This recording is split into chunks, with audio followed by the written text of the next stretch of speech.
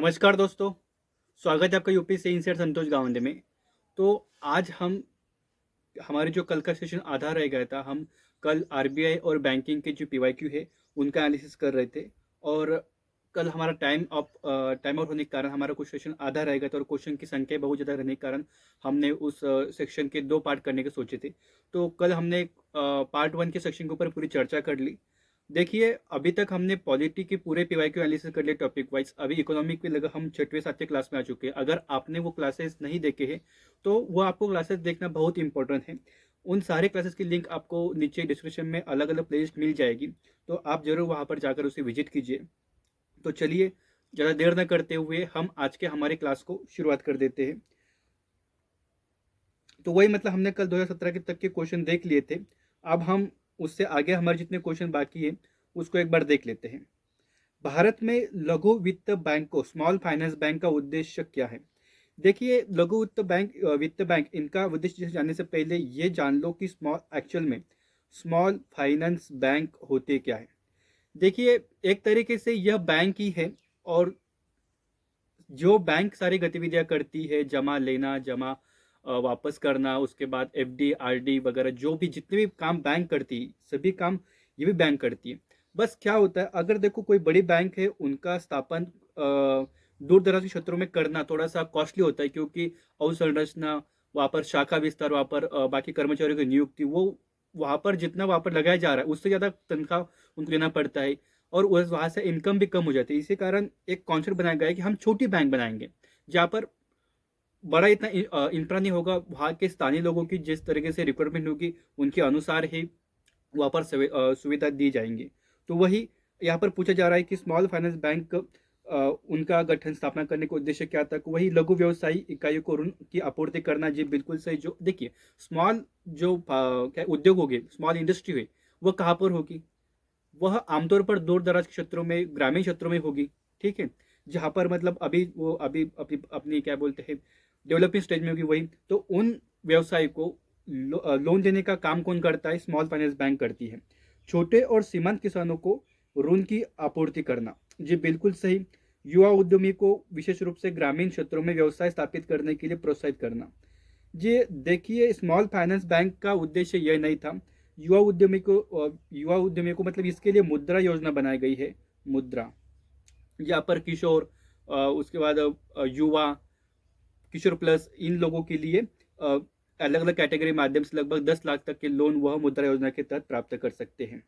ठीक, इसी कारण हमारे यहाँ पर आंसर जो हो जाएगा वह 1 और 2, ये हमारा आंसर यहाँ पर सही हो जाएगा। उसके बाद है यूपीआई, यूनिफाइड पेमेंट्स इंटरफेस को लागू करने का निम्नलिखित में से कौन सा संभावित परिणाम है? यूपीआई एक्चुअल में होता क्या है, मतलब इसके बारे में ज़्यादा मतलब डिटेल जानने की जरूरत आपको तो है ही। अगर मतलब आपको पहले से पता होगा, यूपीआई जितना भी हम आजकल ऑनलाइन पेमेंट करते हैं वो इसी के माध्यम से करते हैं। तो उसी का मतलब इसका संभावित से परिणाम कौन सा हुआ, यहाँ पर पूछा जा रहा है। ऑनलाइन भुगतान करने के लिए मोबाइल वैलेट की आवश्यकता नहीं होगी। जी बिल्कुल सही। डिजिटल मुद्रा लगभग 2 दशकों में पूरी तरह से भौतिक मुद्रा की स्थान लेगी।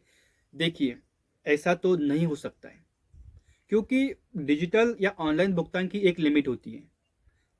उसी कारण लिमिट क्या होती है, मतलब क्या कहते हैं, मान लीजिए आपके पास ऑनलाइन भुगतान करने के लिए पूरा सुख साधन है, लेकिन जो सामने वाला व्यक्ति उसके पास नहीं होगा, या फिर इंटरनेट की बेस्ट कनेक्टिविटी नहीं होगी।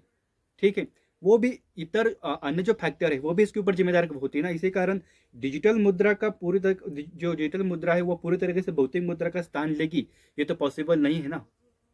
या फिर पॉसिबल हो सकता है अनफॉर्चुनेटली, ज़्यादा ज़्यादा जब हमारी तरफ डेवलपमेंट हो जाएगी तब ये पॉसिबल हो सकता है, लेकिन इसके लिए थोड़ा समय है। और यहाँ पर बोला जा रहा है कि 2 दशकों में पूरी तरह से स्थान लेगा। और अभी क्वेश्चन पूछा जा रहा है 2017 में। और मतलब उनका कहना है कि 2027 तक 1 दशक और फिर 2037 तक दूसरा दशक, मतलब वहाँ तक पूरा हो जाएगा। हाँ, मे भी थोड़ी थोड़ी प्रोसेस हो जाएगी, लेकिन पूरी तरीके से स्थान लेगी। या अभी तक ऐसा उस दिशा में कोई कदम हमें नहीं दिखते हैं। एफडीआई का प्रवाह में भारी वृद्धि होगी। देखिए, एक तरीके से यूपीआई क्या है, यूपीआई मतलब यहाँ पर पेमेंट करने का सिस्टम है सारा का सारा ये। और इससे एफडीआई किस तरीके से प्रभावित होगा, ये मतलब यहाँ पर कुछ भी मतलब यहाँ पर रिलेवेंट नहीं रहेगा। इससे कारण ये भी ऑप्शन यहाँ पर गलत हो जाता है। गरीब लोगों को सब्सिडी का सीधा हस्तांतरण बहुत प्रभावी हो जाएगा। जी देखिए, थोड़ा बहुत मतलब ये क्या कहते हैं, लगभग 30% मैच करता है, क्योंकि सब लोग अगर उनका गरीब लोगों का भी बात जब जब उनको तनख्वाह वगैरह मिल जाएगी, उनका आय बढ़ेगी, तो वो अपना डिजिटल पेमेंट सिस्टम लेकर आएंगे ही। तो मतलब उनके पास अकाउंट है, लेकिन यूपीआई से ये नहीं हो सकता है। जो उनको यूपीआई क्या क्या जो उनको डीबीटी मिल जाता है, उनका सीधा उनका उनके बैंक अकाउंट में मिल जाता है, लेकिन बैंक अकाउंट से फिर वो अन्य जगह पर यूपीआई के माध्यम से वो विस्तारित कर सकते हैं, जिनको वहां पर जहाँ पर खर्च करने वहां पर। इसी कारण ये भी कथन यहाँ पर थोड़ा गलत हो जाता है। इसी कारण जो ऑनलाइन भुगतान के लिए मोबाइल वैलेट की आवश्यकता नहीं है, ये यहाँ पर सही हो जाएगी। निम्नलिखित में से कौन सा कथन हाल ही में समाचारों में देखी गई तनावग्रस्त संपत्तियों की सतत संरचना के लिए योजना S4A शब्द का सबसे अच्छा वर्णन करता है? मतलब तनावग्रस्त संपत्तियां, वही एनपीए। एनपीए इसका हमें परिभाषा पूछ रहा है। अगर इसकी परिभाषा पूछे तो यह वास्तविक कठिनाई का सामना कर रही बड़ी कॉर्पोरेट कंपनियों की वित्तीय संरचना को फिर से तैयार करने के लिए आरबीआई की एक योजना है। S4A यह उसकी योजना है। वो उसी का मतलब थोड़ा सा ये करंट बेस्ड क्वेश्चन इसके कारण इसका सही आंसर जो है वो बी यहाँ पर सही इसका आंसर हो जाता है। निम्नलिखित कथनों पर विचार कीजिए। एनपीसीआई देश में वित्तीय समावेशन को बढ़ावा देने में मदद करता है। जी बिल्कुल सही, क्योंकि लोगों के पास क्या बोलते हैं, मोबाइल वगैरह आ गए हैं, और उनके पास जो पर्याप्त अवसंरचना होनी चाहिए, इंटरनेट कनेक्टिविटी, मोबाइल पूरा उपलब्ध, और बाकी सामने वाला जो पेमेंट लेने वाला पेमेंट देने वाला, उनके पास भी, दोनों के पास सुविधा अवेलेबल। इसी कारण वित्तीय समावेशन यहाँ पर हो जा रहा है। ये यहाँ पर बात सही हो जाती है। एनपीसीआई ने रुपए नामक कार्ड योजना भुगतान योजना शुरू की है। जी बिल्कुल सही, ये यहाँ पर कथन सही हो जाता है। दोनों कथन यहाँ पर सही है। कोर बैंकिंग सॉल्यूशन शब्द कभी कभी समाचार में देखा जाता है, तो निम्नलिखित में से कौन इस शब्द का सही अच्छे से वर्णन करता है, वो हमें यहाँ पर पूछा जा रहा है। कोर बैंकिंग सॉल्यूशंस, तो यह बैंक की शाखाओं का एक नेटवर्क है जो ग्राहकों को अपने खातों को बैंक के किसी भी शाखा से अपने नेटवर्क पर संचालित करने में सक्षम बनाता है, भले ही वे अपना खाता कहीं पर भी खोले। जी बिल्कुल सही, ये इसकी परिभाषा है कोर बैंकिंग सॉल्यूशन। मान लीजिए आपने एसबीआई में अकाउंट खोला, आप अगर किसी, मान लीजिए क्या कहते हैं, आप अभी किसी एक शहर ए में हैं, और वहाँ पर आपने एसबीआई का खाता खोला, और फिर बाद में आप शहर बी में आपका स्थानांतरण हो जाता है, फिर वहाँ पर जाकर आपको उसकी सेवा का लाभ देना, तो आप वहाँ उस बैंक एसबीआई का वहाँ पर शाखा जरूर होगी, तो आप उसमें उसका लाभ ले सकते हैं पेमेंट का। यह कंप्यूटरीकरण के माध्यम से वाणिज्यिक बैंकों पर आरबीआई के नियंत्रण को बढ़ाने का एक प्रयास है। जी नहीं, ये मतलब इसका मतलब नहीं अर्थ होता है। यह विस्तृत प्रक्रिया है जिसके द्वारा बड़ी एनपीए गैर निष्पादित संपत्तियों वाले बैंकों को एक दूसरे बैंक द्वारा अधिग्रहित कर लिया जाता है। जी बिल्कुल सही, जो बैंक थोड़े से लॉस में चल रहे हैं उनको कोर बैंकिंग सॉल्यूशन के माध्यम से एक किया जाता है। इसी कारण यहाँ पर हमारा आंसर जो है वो 1 और 3 यहाँ पर सही हो जाता है। अटल पेंशन योजना के संबंध में निम्नलिखित कथनों पर विचार कीजिए और कौन सा कथन सही हो हमें बताना है। यह एक न्यूनतम गारंटी पेंशन योजना है जो मुख्य रूप से असंगठित क्षेत्र के श्रमिकों लक्षित करती है। जी बिल्कुल सही, यह कथन यहाँ पर सही है। परिवार का केवल एक सदस्य इस योजना में शामिल हो सकता है। जी ऐसा नहीं है, सभी सदस्य इसमें शामिल हो सकते हैं, ऐसे कोई लिमिट यहाँ पर नहीं लगा रखी है। ग्राहक के मृत्यु के बाद जीवन भर पति या पत्नी के लिए समान राशि के पेंशन की गारंटी दी जाती है। जी बिल्कुल सही, 1 और 3 यहाँ पर कथन सही हो जाते हैं। आरबीआई द्वारा घोषित marginal cost of funds based landing rate MCLR का उद्देश्य क्या है? मतलब सीधे से हमें MCLR के बारे में पूछ रहा है। यह दिशा निर्देश बैंकों द्वारा अग्रिमों पर ब्याज दरों के निर्धारण के लिए अपनाई जाने वाली कार्यप्रणाली में पारदर्शिता का बेहतर बनाने के लिए बनाने में मदद करता है। जी बिल्कुल सही, ये दिशा निर्देश ब्याज दरों पर बैंक ऋण की उपलब्धता सुनिश्चित करने में मदद करता है, जो उधारकर्ताओं के साथ साथ बैंकों के लिए भी उचित है। जी बिल्कुल सही, यहाँ पर ये दोनों भी कथन यहाँ पर सही हो जाता है। MCL मतलब आसान भाषा में बताया जाए तो बैंक अपना सारा खर्चा वगैरह निकाल कर वो किस रेट पर लोगों को ब्याज रेट पर ऋण दे सकती है, वह इसके वो जो मतलब मानदंड है वो MCLR में है। ठीक है, चलिए नेक्स्ट क्वेश्चन पर बढ़ते। वही अब 2015 में मुद्रा योजना ला गई थी, वही उसके ऊपर क्वेश्चन है कि मुद्रा योजना क्या है। तो यह वही छोटे उद्यमियों को औपचारिक वित्तीय प्रणाली ला जाता है। जी बिल्कुल से यहाँ पर एक कथन सही हो जाता है। चलिए आगे बढ़ जाते हैं। वित्तीय समावेशन को बढ़ावा देने के लिए भारत में भुगतान बैंक को मतलब पेमेंट बैंक की स्थापना की अनुमति दी जा रही है। इस संदर्भ में निम्नलिखित में से कौन सा कथन सही है? मोबाइल टेलीफोन कंपनियां और सुपरमार्केट चेन जो निवासियों के स्वामित्व और नियंत्रण में है, वे भुगतान बैंकों के प्रमोटर होने के लिए योग्य है। जी बिल्कुल सही, यहाँ पर सही बात है। जैसे कि एयरटेल वगैरह देखा आपने, वो उसके लिए योग्य है। भुगतान बैंक क्रेडिट कार्ड और डेबिट कार्ड जारी कर सकते? जी नहीं, वो क्रेडिट कार्ड जारी नहीं कर सकते। भुगतान बैंक पेमेंट बैंक कोई भी ऋण नहीं दे सकता है, इसी कारण क्रेडिट कार्ड भी वो जारी नहीं कर सकते हैं। भुगतान बैंक ऋण देने की गतिविधियां नहीं कर सकते। जी बिल्कुल सही, 1 और 3 यहाँ पर हमारा सही आंसर हो जाता है। प्रधानमंत्री जन धन योजना शुरू की गई, किस लिए शुरू कर दी गई थी? वही देश में वित्तीय समावेशन को बढ़ावा देने के लिए शुरू कर दी गई है। बेसल समझौता, बेसल 3 समझौता या बेसल 3 समझौता या केवल बेसल 3 के अक्सर समाचारों में देखा जाता है। इसका उद्देश्य क्या है? तो इसका उद्देश्य वही वित्तीय और आर्थिक तनाव से निपटने और जोखिम प्रबंधन में सुधार करने के लिए बैंकिंग क्षेत्र की क्षमता सुधार करना है। जी बिल्कुल सही, ये कथन यहाँ पर समझ जाता है। एक्चुअली बेसल है क्या? देखिए, जब से वैधानिक यहाँ पर लीगल टेंडर जारी हुआ है, उसके बाद क्या कहते हैं, केंद्रीय बैंक द्वारा अपने मुद्रा जारी कर दी थी। बाद में कुछ अनफॉर्चुनेटली ऐसे कुछ घटनाएं घटी जहां पर महामंदी के समय लोगों का जो विश्वास है वो सेंट्रल बैंक के ऊपर थोड़ा सा डगमगाया गया। और फिर इसी के आगे राह में सभी देशों की सेंट्रल बैंक का एक क्या बोलते हैं, एक संघ होना चाहिए। इसके लिए बेसल शहर में कुछ मानदंड निर्धारित कर दिए गए। ये बेसल 3 इसलिए क्योंकि अब तक ऐसे 3 बार मानदंड निर्धारित किए गए हैं। तो जब बेसल 3 मानदंड निर्धारित किए गए तो उस टाइम ऐसा बताया गया कि बैंक की जितनी भी संपत्तियां वगैरह होगी, बैंक की जितने भी लोन वगैरह बांटा है, उसको आप एक बार कैटेगराइज क्या कहते हैं, उसको भी एक बार वर्गीकृत कीजिए और उस ऋण का जितना आपका डिफॉल्ट हो सकता है उसके सापेक्ष आपको 1% कुछ 18% आपको अपने पास रखना होगा, ताकि अगर वो डिफॉल्ट हो जाता है तो उस समय आप इस अलग से अपने रिजर्व रखे हुए परसेंट का आप यूज कर सकते हैं। तो वही अब बेसल 3 के अनुसार भारत में, मतलब वैसे तो वर्ल्ड लेवल पर लगभग 10 से 11% कहा गया है, लेकिन भारत में जो सेंट्रल बैंक ने कहा है कि हम इतना नहीं रखेंगे, हम 9% पूंजी पर्याप्त अनुपात रखना होता है। ठीक है, चलिए, कभी कभी समाचारों में आने वाला सीमांत स्थायी सुविधा दर और शुद्ध मांग और समय देयता शब्द का उपयोग निम्नलिखित में से किस संदर्भ में किया जाता है? मतलब यहाँ पर यही MSF के बारे में चर्चा हो रही है और ये जो शुद्ध मांग समय देयता है ये NDTL है। देखिए, क्या कहते हैं MSF, ये क्या होता है? तो वही क्या कहते हैं, यह वह ब्याज दर है या फिर जिस पर कोई बैंक उधार देता है बाकी लोगों को, बाकी अल्पकालीन के लिए अन्य बैंकों को उधार दिया जाता है, वो इसी को MSF कहते हैं। NDTL मतलब जिनकी उनके पास शुद्ध मांग समय देता है, वही उसी का एग्जाम्पल है। तो वही ये किसके लिए प्रयोग किया जाता है? तो बैंकिंग प्रचलन के लिए इसका प्रयोग किया जाता है। ये सही क्वेश्चन यहाँ पर हो जाता है। शाखावी क्षेत्रों में व्यवसाय संवाददाता बैंक साथी की सेवाओं से लाभार्थी क्या क्या सुविधा प्राप्त कर सकते हैं?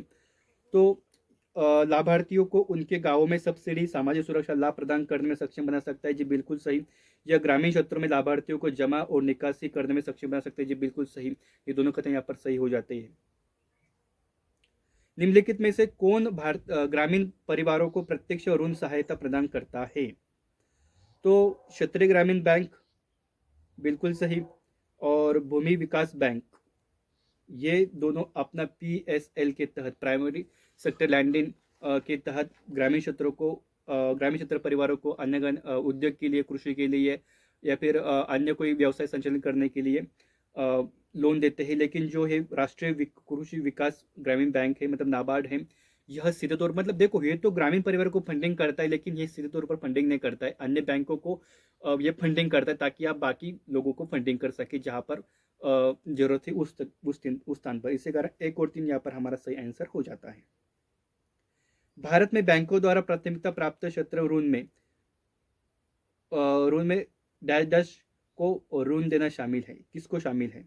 तो कृषि को भी देना शामिल है, MSME को देना शामिल है, कमजोर वर्गों को देना शामिल। जी बिल्कुल सही, ऊपर तो सारी वर्गों को यहाँ पर ऋण देना शामिल, यहाँ पर एक कथन यहाँ पर सही हो जाता है।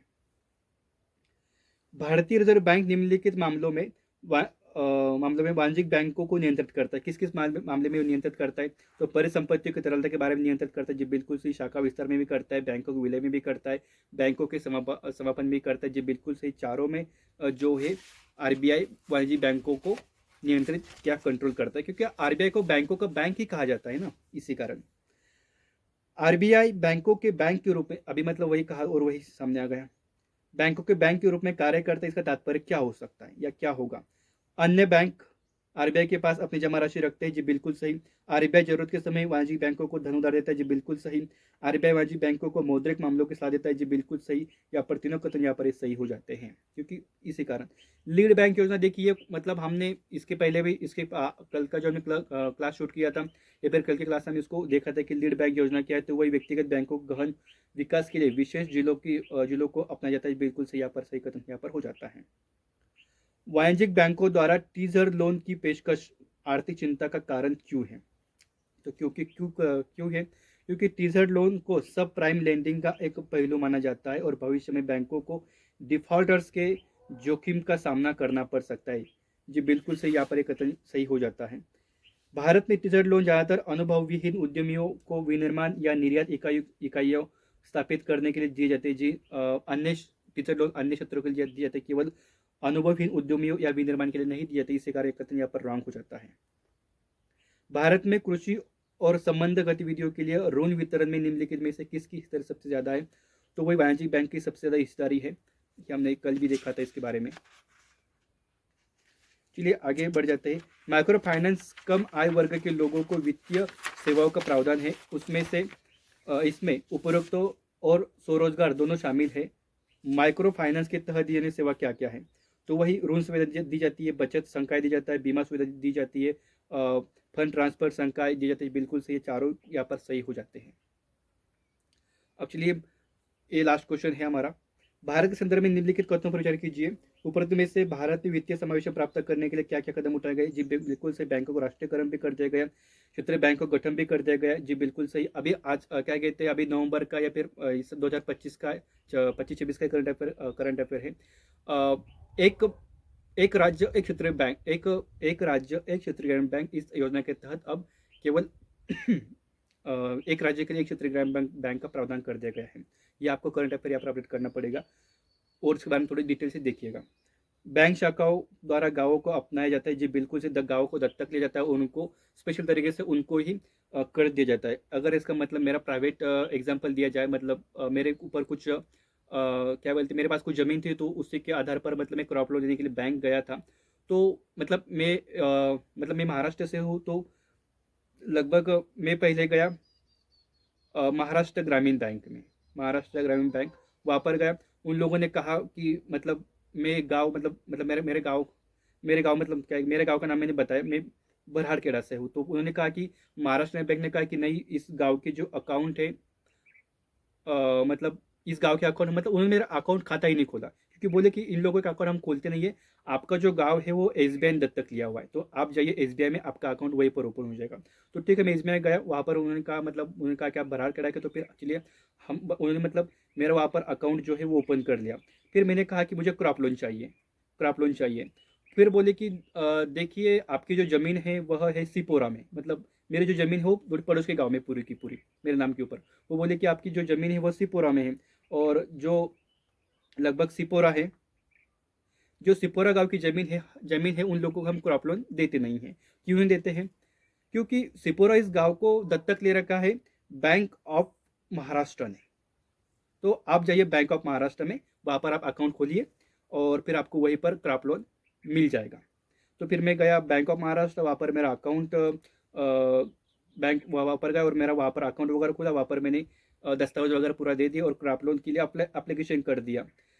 लेकिन अनफॉर्चुनेटली मेरा क्रॉप लोन के लिए एप्लीकेशन क्या कि उन लोगों ने एक्सेप्ट तो नहीं किया, मतलब बताया नहीं, बोले बस एक साल के लिए मुझे घुमाया कि बोले कि नहीं आपकी फाइल ऊपर गई है, अभी तक उसके ऊपर प्रोसेस नहीं हुई है, अभी 2022 से वही इंतजार कर रहा हूँ।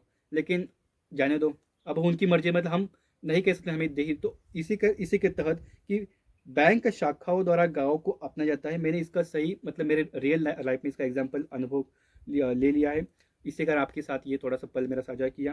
तो आज के सेशन में आपका बने रहने के लिए बहुत बहुत धन्यवाद। तो कल से हम जो हमारा वित्तीय बाजार कैपिटल मार्केट है उसके जो पीवाईक्यू है उनको एनालिसिस करेंगे। और जैसे जैसे आपको पता है कि अभी थोड़ा सा प्री नज़दीक भी आ रही है, और अभी क्या कहते हैं वैकेंसी भी आ गई है, नोटिफिकेशन भी आ गया है, तो अपना एप्लीकेशन वगैरह अच्छे से भर दीजिए। और तो चलिए कल मिलते हैं हम कल के सेशन में, तब तक के लिए नमस्कार।